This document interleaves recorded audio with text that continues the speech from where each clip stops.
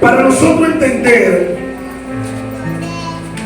esta escritura, tenemos que pedirle a Dios que revele a nuestra vida lo que está aquí escondido. Cuando tú lees el capítulo 1, tú te encuentras con el profeta Habacuc quejándose. Cuando lees el capítulo 1, encuentras que Habacuc se queja delante de Dios. Pregunta a Dios qué está pasando. Le dice al Señor: ¿por qué la iniquidad? ¿Por qué los justos prosperan? El versículo 2 del capítulo 1 dice: ¿hasta cuándo, oh Señor, clamaré y no oirás? Y daré gritos a ti a causa de la violencia y no salvarás. ¿Por qué me haces ver iniquidades y haces que vea molestia? Destrucción y violencia están delante de mí. Pleito y contienda se levanta, por lo cual la ley es debilitada. El juicio no sale según la verdad. Cuando el impío asedia al justo, por eso sale torcida la justicia. Habacuc comienza a quejarse porque encuentra que en el pueblo donde él vive, en la nación donde él vive, hay una decadencia moral, hay una decadencia espiritual. Ellos comenzaron a gobernar. Los hombres injustos pisoteaban, humillaban al hombre justo, y por la causa de todo esto la justicia se torció. Y Habacuc, siendo profeta, al mirar todo esto, él se queja. Él comienza a exponer su queja delante de Dios. Pero cuando usted lee esta escritura y se va al capítulo 2 y lee, escuche lo que dice: sobre la igualdad estaré y sobre la fortaleza afirmaré en pie, y velaré para ver lo que se me dirá. Tú puedes oír las palabras, ¿sí? ¿Sí o no? Tú puedes escuchar las palabras, pero no puedes ver las palabras, ¿o sí? Tú puedes ver las palabras. ¿Será que hablo con alguien aquí en esta congregación? Cuando tú hablas, ¿puedes ver la palabra?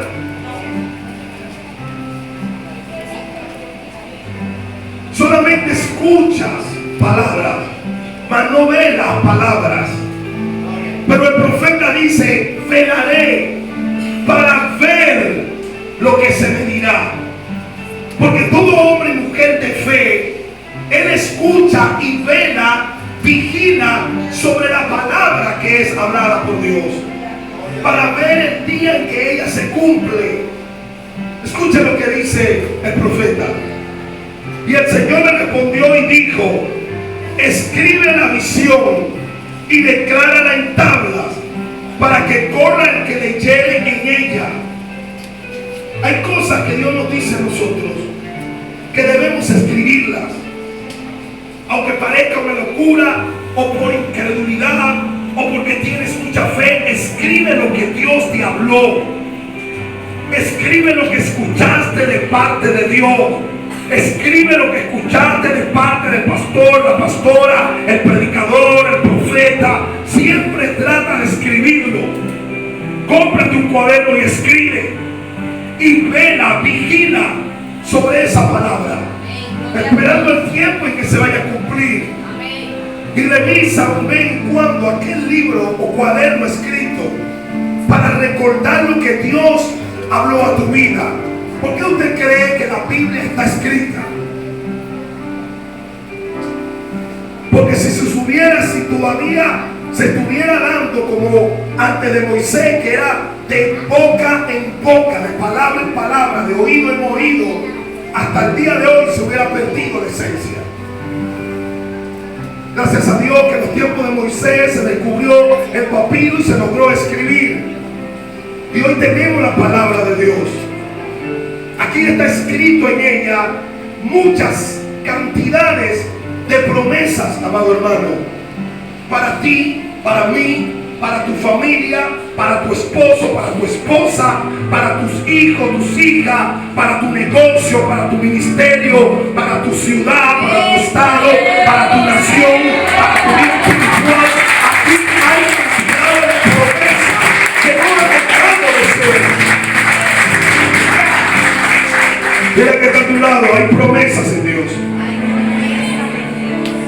Dile que está a tu lado, y el problema no es Dios.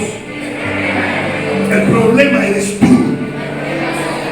que no has querido creer, que has rechazado lo que Dios te ha dicho. Porque cuando uno no cree a lo que Dios dijo a nosotros, uno rechaza lo que está haciendo Dios. Oiga bien, el profeta dice: velaré y veré lo que se me habla. Dios le dice: ve, corre y escribe en una tabla lo que te voy a decir, para que cualquiera que leyere corra a ella.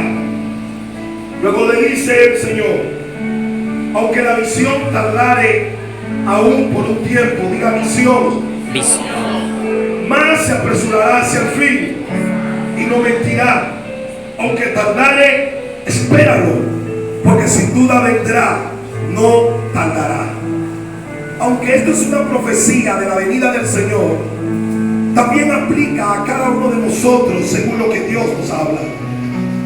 Porque si Dios prometió a ti, a tu vida, a tu casa, prometió algo a tus hijos, a tu familia, y no se ha visto cumplir, aunque te mueras, Dios te va a resucitar para que tú veas cumplir lo que Él habló. Si Él lo habló, si fue Dios quien lo habló, porque si fue hombre quien lo habló, eso no se va a cumplir. Te mueres tú y tu descendencia y no se cumple. Luego en el versículo 4, el Dios de los cielos dice al profeta: he aquí que aquel cuya alma no es recta se enorgullece, mas el justo por su fe vivirá. Diga: el justo por su fe vivirá. Viendo todo este escenario del profeta Habacuc, notamos que al principio Habacuc se queja por todo lo que está pasando en su entorno, por todo lo que está pasando en su casa, por todo lo que está pasando en su nación. El profeta Habacuc se queja de la injusticia, se queja de los males que están pasando, de la injusticia que no le han respetado, de la ley que la han ignorado, de la burla que hacen contra Dios. El profeta se queja. En el capítulo Dios interviene y habla con el profeta. Y es cuando le da palabra al profeta. Pero no solo basta con las palabras. Dice las escrituras: aunque la visión tardare, diga visión. Hay dos dimensiones espirituales. Dos dimensiones espirituales en las cuales Dios nos hace entrar para vivificar nuestras vidas. Una, visión. Son esos momentos cuando de repente te llega a la mente, o en forma de éxtasis, o en forma de sueño, o en forma de visión, lo que Dios te prometió. Que cuando tú de repente estás sentado y cierras los ojos y te ves proyectado en aquello que tú deseas o aquello que Dios habló. No sé si me explico. No sé si a usted le ha pasado que de repente hay un proyecto en tu corazón, pero por el desánimo, por el pecado, por los problemas, por lo que pasa siempre en la vida cotidiana, dejaste de acordarte de ese proyecto de Dios. Pero en un momento te acostaste a dormir y soñaste con eso.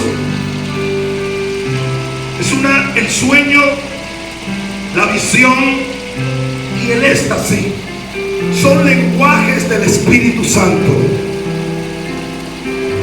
Diga conmigo: el sueño, la visión y el éxtasis son lenguajes del Espíritu Santo.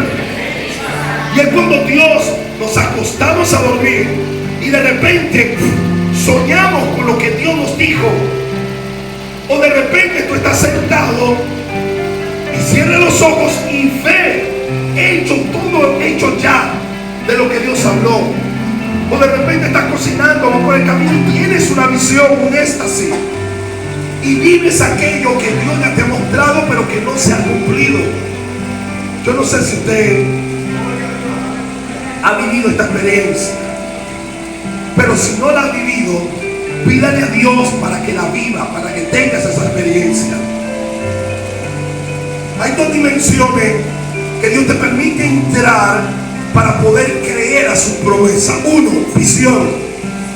De repente estás sentada, estás durmiendo, ves aquello que Dios te mostró. Dos, revelación. Diga revelación. Revelación. Si no tienes revelación de la palabra, no vas a poder entenderla por ninguna parte.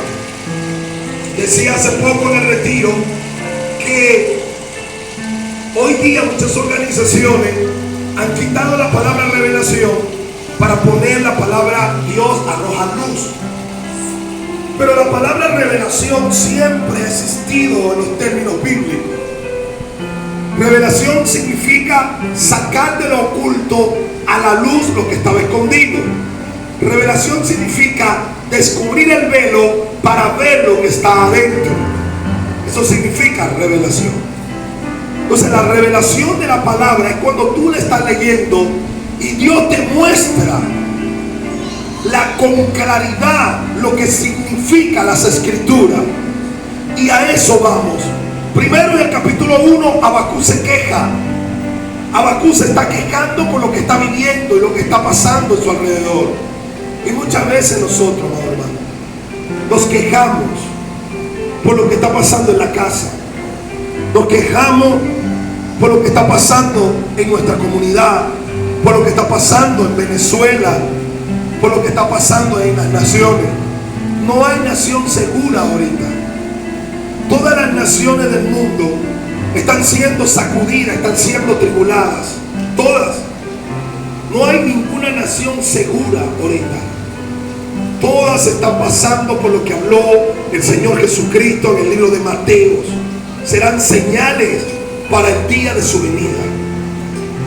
Sea lo que esté pasando en la casa, en la finanza, en la iglesia, contigo mismo, sea lo que te lleva a quejarte, entiende esto. Sí, quéjate delante de Dios, humíllate delante de Dios, ora delante de Dios y pídele a Dios que te hable.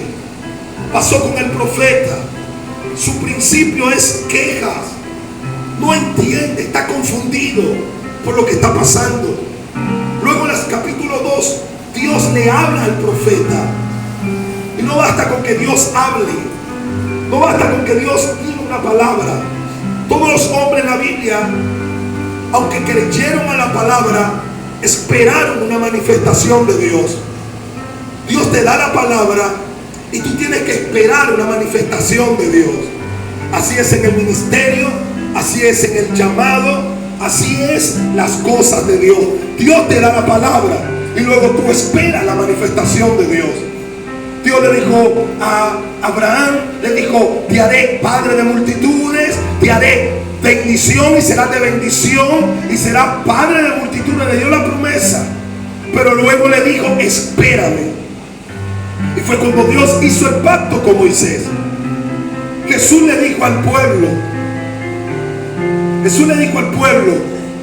que Él enviaría al Espíritu Santo y los bautizaría y le daría poder y autoridad. Y luego le dijo ahí mismo en el monte, le dijo: esperen la promesa. O sea, esperen la manifestación. Yo no sé si esta iglesia está esperando una manifestación de Dios. Amén. Yo Gloria. no sé si esta iglesia está esperando. Sí, Señor. Yo no Amén. sé si esta iglesia está esperando que Dios entre en la escena de este lugar.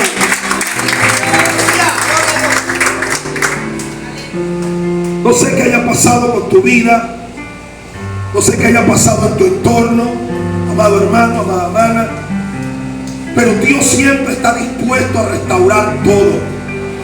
Somos nosotros que nos negamos. Dios le dijo a Moisés: yo abriré el mar para que mi pueblo pase, pero el pueblo tenía que mojarse los pies para poder entrar. Cuando fueron a cruzar el Jordán, los levitas tomaron el arca, pero ellos tenían que mojarse los pies primero para que el río Jordán se abriera. Dios está dispuesto a restaurar la casa, Dios está dispuesto a restaurar nuestra vida, pero Él espera que tú des el primer paso.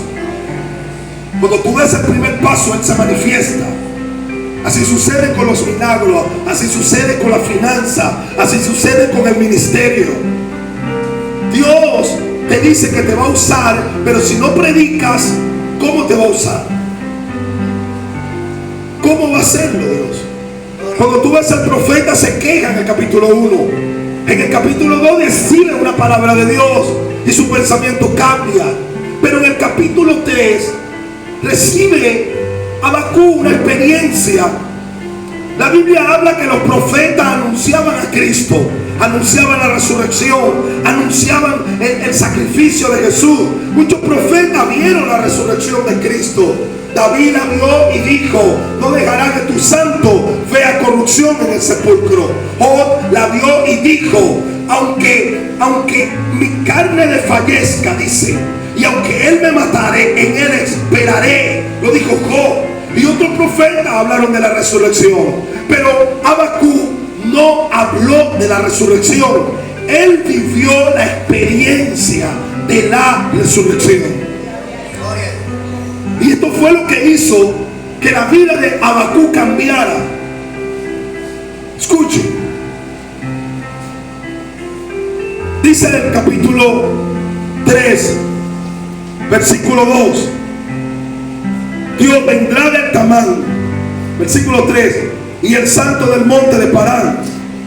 Su gloria cubrió los cielos, y la tierra se llenó de su alabanza. Y el resplandor fue como la luz. Rayos brillantes salían de su mano. ¿Cuál resplandor vio él? ¿Qué rayo brillante vio él? Mire, hermano, Habacuc fue trasladado al día de la resurrección de Jesucristo. Y es por eso que él exclama: su gloria cubrió los cielos. Es por eso que él exclama: y el resplandor fue como la luz. ¿Cuál resplandor? Cuando la vida entra en el cuerpo de Cristo en el sepulcro, el resplandor que emanó allí fue luz. En una oportunidad Jesús estaba en el monte y allí estaba Pedro, Jacobo y Juan. Y en ese momento Jesús en el monte se transfigura y dice que se volvió su cuerpo se volvió luz, más brillante que la luz del sol. Lo mismo sucedió en el sepulcro. El resplandor fue como la luz. Rayos brillantes salían de sus manos. Bendito sea Dios. Cuando Cristo venga, Él va a enseñar las heridas que tiene en sus manos. Él va a enseñar las heridas que tiene en su costado. Y Habacuc pudo ver allí en el sepulcro, cuando Jesús resucita, el resplandor fue como la luz. Y dice que rayos brillantes salían de sus manos, de las manos de Habacuc, de Jesús. Habacuc pudo mirarlo.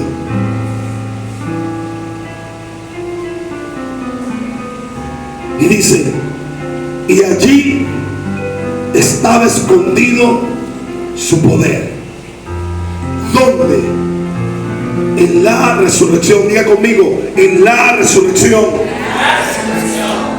En la resurrección está escondido el poder de Dios. Es en la resurrección donde está escondido el poder del cristiano. Es en la resurrección donde el creyente, alabado sea Dios, recibe poder. La cruz es para limpiarnos de nuestros pecados. La cruz es para liberarnos de nuestros pecados, de nuestra culpa. La cruz es para vencer la maldición del pecado. La sangre de Cristo para limpiarnos y borrar el pecado y poder ser partícipe del nuevo pacto. Pero el poder de la resurrección es para recibir la vida. Yo no sé, yo creo que estoy hablando con la gente equivocada. Si alguien crea esta palabra, que pueda darle un aplauso al Señor. Aleluya. Tienes que aplicar el poder de la resurrección en tu vida, en tu casa, en tu familia. Hay matrimonios que muchas veces están al borde de un divorcio y creen a este poder de la resurrección. Y hoy día tú lo ves dando testimonio de lo que Cristo hizo. Vida de hombres en las drogas, de hombres que estuvieron perdidos en las drogas como lo estuve yo. Y el poder de la resurrección entró en mi vida y me transformó, me dio vida. Porque la resurrección es vida. Sigue conmigo, la resurrección es vida. Nosotros los creyentes deberíamos vivir cada día con el poder de la resurrección. Pero el poder de la resurrección, para la mayoría de los creyentes de nosotros, lo creemos solamente el día que pasamos de las tinieblas a la luz. Y del resto de nuestras vidas vivimos en una doctrina. Guardamos más la doctrina de una organización, de una iglesia, de una congregación, que la verdad de Dios. Aleluya. Tenemos que aprender a orar. Señor, opera en mí el poder de la resurrección. Señor, opera en mi matrimonio el poder de la resurrección. Ayúdala ahí, varón. Ya va llegando. El poder de la resurrección es el que va a resucitar a todos los muertos el día en que Cristo venga. El poder de la resurrección es el que va a vencer a Satanás y a su séquito, al infierno. El poder de la resurrección, el día en que venga Cristo, es el que va a resucitar a los que esperan en Él. Amén. Ese poder de la resurrección es el que va a vivificar este cuerpo de muerte, para cuando venga Cristo, este cuerpo de muerte será transfigurado por el poder del Espíritu Santo. Amén. Gloria a Dios. Es el mismo Espíritu Santo que resucitó a Cristo de los muertos. Oh, gloria. Es el poder del Espíritu. Es el poder del Espíritu. Es el mismo poder de Dios que creó los cielos y la tierra. Es el mismo poder de Dios que cuando Dios hablaba a la tierra daba su fruto, daba sus árboles, daba sus animales según su especie. Aleluya. Es el mismo poder que cuando Dios dijo hagamos al hombre a nuestra imagen y semejanza, comenzó a formarlo con sus manos. Es el mismo poder que cuando el Señor se acercó al hombre, sopló sobre él aliento de vida y fue el hombre un ser viviente. Es el mismo poder que día tras día sostiene este planeta y todo lo que existe en él. Aleluya. El poder de la resurrección opera en la iglesia, opera en nosotros. Aleluya. Somos llamados para dar vida. Oh, Somos gloria. llamados para resucitar lo imposible. Aleluya. Somos llamados para Oh, cambiar la gloria. historia.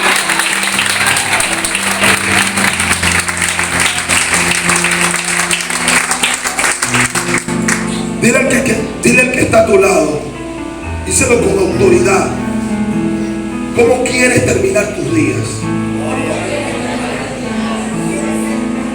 ¿Avergonzando el reino? Dile, ¿avergonzando el reino o exaltando al rey?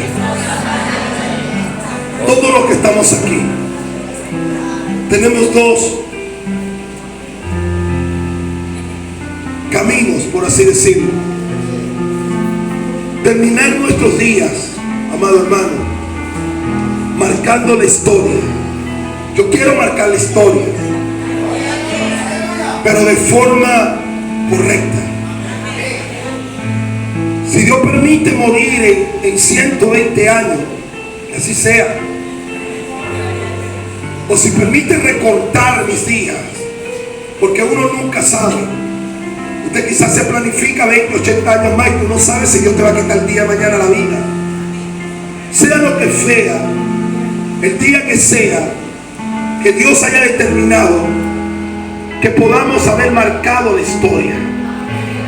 Y cualquiera que nos recuerde, diga: el hermano fulanito, un hombre, una mujer de Dios, hizo esto, hizo para aquello, Dios lo usó en esto, Dios lo usó en aquello. No termines tus días como lo terminó Saúl. No termines tus días como lo terminó Sansón, que a pesar de que Dios le dio la victoria, no era así que Dios quería que muriera Sansón. Tienes el poder de la resurrección operando en ti. Tienes el poder de la resurrección que Cristo impartió en la iglesia para dar vida. Aleluya. Procure, hermano, de que sus últimos días, si algún día llega rápido o llega lejano, sea marcando la historia de tu generación, la historia de tu familia, la historia de tu ciudad, la historia de la vida. Alabado sea Dios. Esto es para gente que quiere marcar la historia. Esto es para gente. Mire, hace unos años atrás, yo soy muy conocido en Los Teques. Uno, porque yo fui jefe de una de las bandas más terribles en la ciudad de Los Teques. A mí me apodaban el Chino. Formé esa banda por puros chamaquitos, puros jovencitos. Yo era uno de ellos, heridos, botados de su casa, con padres divorciados. Otros eran maltratados. Nos fuimos de la casa, dormíamos en carro ahí en el barrio, en una banda de peladitos, hasta que un día un hombre nos robó, un malandro del barrio, se llamaba el Muchito. Fue la primera vez que yo vi una pistola de cerca. Yo tendría 12 años. Había trabajado lavando carros y me compré un par de zapatos para el mes de diciembre, del 24 de diciembre, y yo estrenando mis zapaticos, y tenía unas medias largotas por aquí, pero como las medias que estaban saliendo empezaron a salir las tobilleras, eran las que estaban de moda, entonces yo agarré la media y la corté, pero no la cosí, sino que le doblé la trompa y la volví tobillera, y andaba con mi snai, mi bermudita, muchachito, yo era nanito. Pero aquel día llegan dos delincuentes del barrio. Uno de ellos, el Muchito, y a mi primo Johnny, mi persona, nos montan las dos pistolas en la cabeza, una a él y una a mí, y nos dicen: quítate los zapatos. Nos los quitamos y ellos se fueron. Cuando yo iba caminando, yo sentí que mi corazón hizo así, sentí en el corazón así, que traqueó, y se fueron. Después los muchachos empezaron a burlarse de mí por las medias rotas. Eso fue muy vergonzoso para mí. Al día siguiente ese mismo hombre subió ebrio, drogado y con las botas. Agarré un listón de ese 10x5 y lo golpeé hasta dejarlo inconsciente. Le quité mi bota y me la puse. Resulta que él era hermano de la banda Los Marihuanas, con quien me metí yo. Una de las bandas más peligrosas, era la banda más peligrosa, dejó de existir. Y a los 15 minutos estaba yo con mis zapatitos en la esquina y veo que vienen unos hombres armados, y el Muchito todo partido hacía chichón, con chichones por todos lados. Ese. Y empezaron a dispararme, era un muchachito. Salí corriendo, me lancé por una escalera, caí en una platabanda, me lancé por un techo, ágil. Y ahí comenzó la historia de un delincuente, hasta convertirme en una de las bandas más terribles de la ciudad de Los Teques. Así la gente me conoció. Cuando yo conocí a Jesucristo fue cometiendo un asalto. Mi pastor casi lo mato en ese asalto. Él me predicó, él oró por mí. Y bueno, me invitó a la vigilia, y fue una vigilia. Llegué drogado, rascado. Él me llamó a la oficina, pensé que me iba a meter preso y ahí me volví violento. Le traqué el arma en la cara y él me dice: en el nombre de Jesús, suéltalo, demonio. Y caí al suelo. Me agarré el arma, me volví a levantar. ¿Qué me hiciste? ¿Qué me hiciste? Te dije que en el nombre de Jesús lo suelte, demonio. Y fue cuando sentí que me agarraron así y me llevaron de rodillas. Ahí comencé a llorar y a llorar. Salí de la oficina y boté el arma. Y cuando entré le dije: pastor, ya yo no quiero ser más delincuente. Y él me llevó al altar, me trajo de la puerta, es un poquito más grande que acá. Y cuando llegué aquí, ahí caí endemoniado. Y empezaron a libertarme hasta el día de hoy. Esto fue muy notorio por toda la ciudad. Esto fue muy notorio en la ciudad. El chino, y ¿sabes? Esto fue muy notorio. Mayormente para las bandas rivales a las que yo tenía problemas. Dijeron: ya el chino no es delincuente, vamos a matarlo. Y gracias al Señor estoy vivo y todos ellos están muertos. Porque Dios por un hombre dará 1000 vidas. Si Dios tiene un propósito con un hombre, Él dará 1000 vidas si aquella no se arrepiente. Eso lo pude experimentar yo. Y era conocido en Los Teques por esa causa, y también por la causa de Cristo, que fue la que me exaltó, me llevó a ser periodista. Estuve trabajando en los mejores periódicos de la ciudad de Los Teques, Última Noticia, La Región, Diario Avance, muy conocido, predicando el evangelio como pastor, como evangelista. Dios me dio renombre en la ciudad de Los Teques. Y un día, un grupo político del, ¿cómo se llama el partido político de Bertucci? El Evangelio Cambia no es. El Evangelio Cambia es el ministerio evangelístico. No recuerdo. El partido político de Bertucci, me reunimos en una panadería. Varios grupos de alto nivel de ellos. Ellos que me estaban proponiendo ser la figura de alcalde del partido de ellos para esas elecciones. Muy provocativo, muy tentativo, pero yo le dije: no puedo, mi hermano. Pero ¿por qué no? Si tú eres muy carismático, conoce aquí, conoce. No puedo, porque yo estoy predicando el evangelio. Pero eso no tiene nada que ver, y por ahí se metía. Quiero que oiga algo. Ellos me llamaban: estamos en la panadería tal. ¿Dónde está para irte a buscar? ¿Dónde está para irte a buscar? No, voy cerca. No, pero dime dónde está para irte a buscar. Voy cerca, ya voy llegando. Como a una cuadra llegué. Había varias camionetas paradas afuera. Luego que ellos insistían, no recuerdo el partido político de Bertucci, ellos insistiendo, y le dije que no. Y le dije: no hay mayor labor que servir a Dios. No hay labor más grande que servir a Dios. Y propuse a un hermano llamado Darwin, y le dije: aquí está este varón, póngalo a él.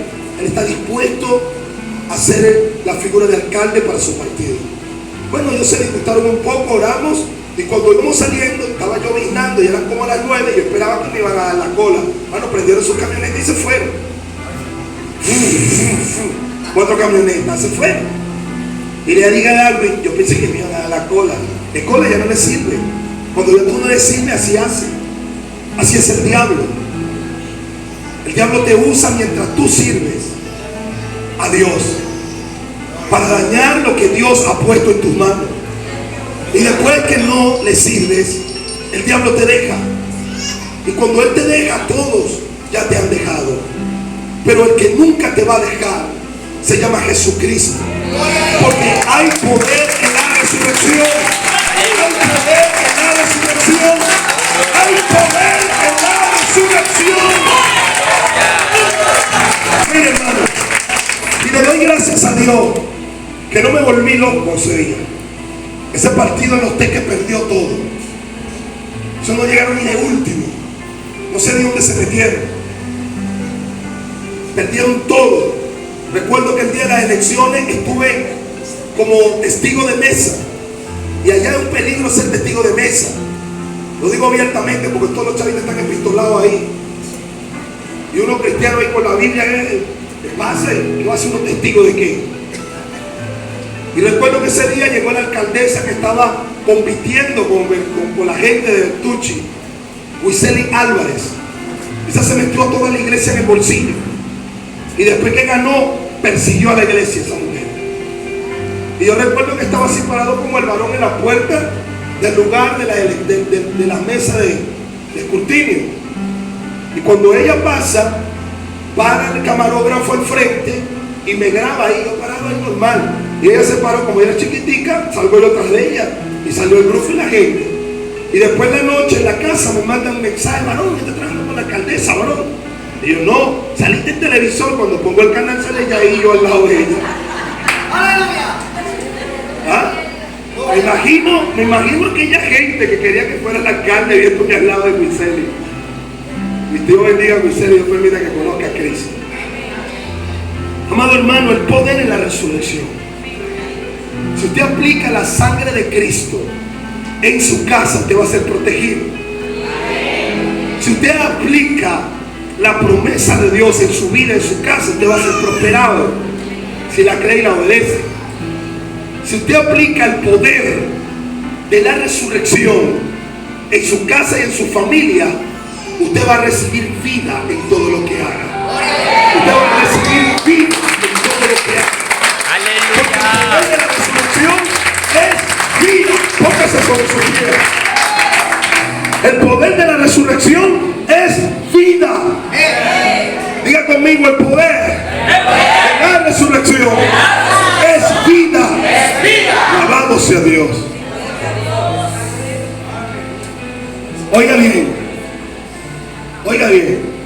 En el primer capítulo, Habacuc se queja.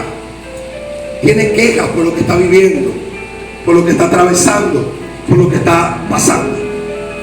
En el segundo capítulo, Dios le habla a Habacuc y le dice: escribe la visión. Le dice: aunque la visión tardare por mucho tiempo, ella se va a cumplir. Y luego en el capítulo 3, Habacuc tiene una experiencia con el poder de la resurrección. Y luego fíjate cómo termina hablando, cambió su lenguaje totalmente. El versículo 17 dice: aunque la higuera no florezca, ni en la vid haya frutos, aunque falte el producto del olivo, y los labradores no den mantenimiento, y las ovejas sean quitadas de la majada, y no haya vaca en los corrales, con todo yo me alegraré en el Señor y me gozaré en el Dios de mi salvación. Jehová el Señor es mi fortaleza, el cual hace mis pies como de sierva, y en mis alturas me hace andar. ¿Ve cómo cambia su forma de hablar? En el capítulo 1 se queja, y en el capítulo 3, finalizando, dice que aunque no tenga nada, él va a adorar a Dios. ¿Y sabe por qué? Porque tuvo la experiencia de la resurrección. Y cuando tú tienes una promesa y una experiencia de Dios, por más que esté pasando problemas, por más que haya escasez, por más que no tenga nada, usted alaba a Dios, porque sabe que hay poder en la resurrección.